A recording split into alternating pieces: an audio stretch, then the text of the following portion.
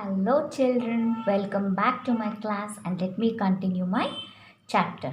Okay, this is the continuation of my previous chapter for school students. Okay, let us continue. First, let us know what are the factors which the organisms living in aquatic habitat have to face. So, now let us move on to aquatic habitat. Okay, in aquatic habitat, the organisms have to adjust themselves to that particular condition. So, that is water condition. That is known as aquatic habitat.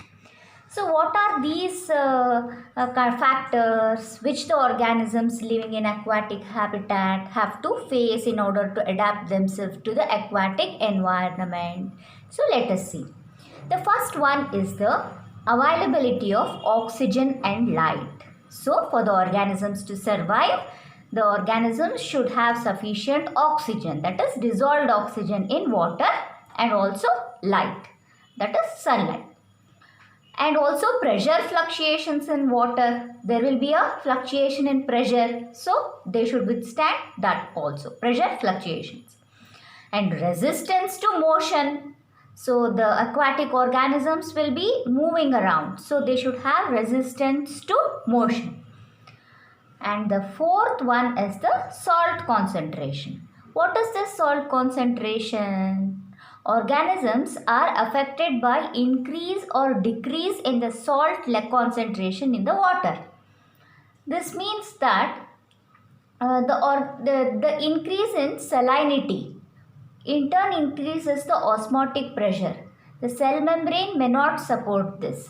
So, this could be a change in the life cycle of many organisms. So, this also plays a very major role, that is salt concentration.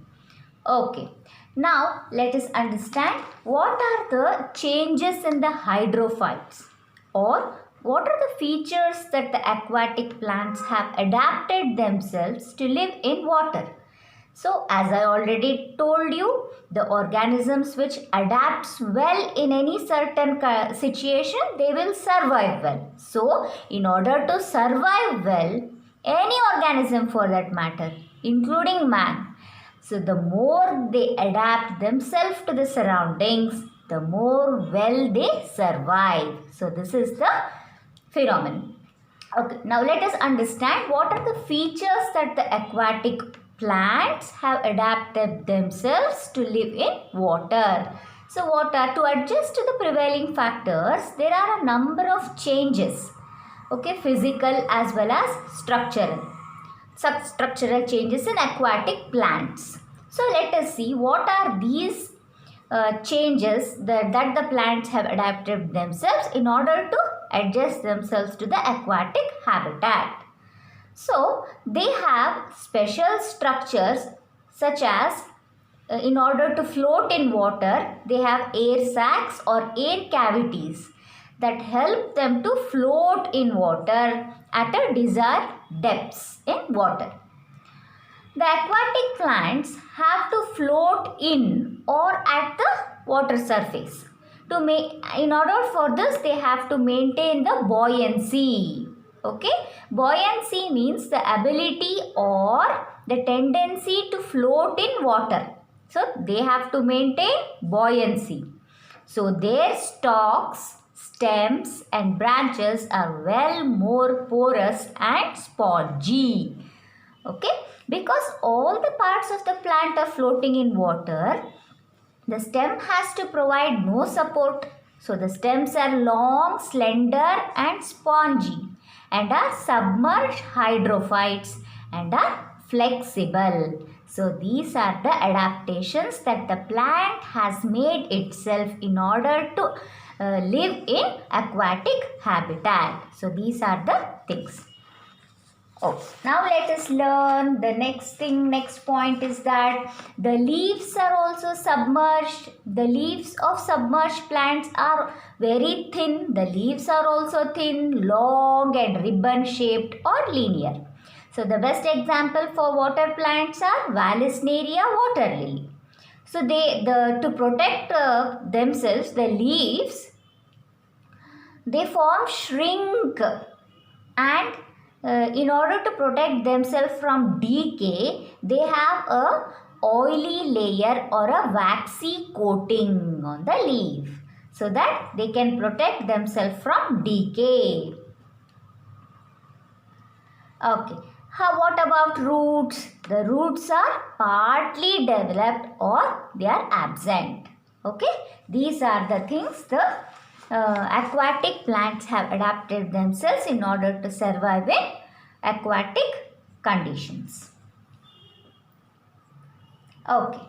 Now, let us take one example of water hyacinth plant. Why they are removed mechanically or biologically from pond or lake? That is because this water hyacinth, it is a fast growing aquatic plant. It grows so fast in pools, ponds and lakes, and it drains out most of the nutrients present in the aquatic habitat. So, it causes a menace to the aquatic habitat. So, hence these water hyacinth plants are removed mechanically or biologically from pond or lake ecosystem. The other life forms die off due to the starvation or loss of nutrients. This water hyacinth, what it does, it drains away all the nutrients in the aquatic habitat. So, in turn what happens, the other organisms or the other life forms present in aquatic habitat will die due to the presence of this water hyacinth. So, in order to prevent that, this particular plant is removed mechanically or biologically from pond or lake. So, these are the things. So, now let us learn about coming to the fish now. Let us see how the fish has adapted for aquatic habitat. How it has adapted itself. Now we learnt about plants. Now let us learn about fish. How it has adapted itself to aquatic habitat. The fish is an aquatic animal. It is beautifully adapted itself for aquatic habitat. So, now let us learn the characteristics features of fish, how it has adapted itself in living in aquatic environment. Okay. The first point is that the body of the fish is spindle shaped. The body of the fish is spindle shaped and streamlined body. It is having a spindle shaped and a streamlined body, so that it makes less hindrance when the animals swim in water. So, in order to swim in water, there should be a less hindrance inside while swimming inside water. So, therefore, the body of the fish is spindle shaped and streamlined body it is having. So, next point. What is the next point? The next point is that to protect the body from decay in water, the body of the fish is covered with waterproof scales. So, it has waterproof scales on its surface of the body. These scales also have mucus coat to reduce the friction in the movement of the animal. Okay. These scales also have a mucus coat to reduce the friction in the movement of the animal.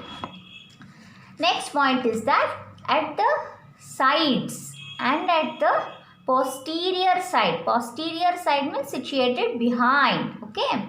At the sides and also at the posterior sides, there are fins which help in swimming faster, and the tail acts as a rudder.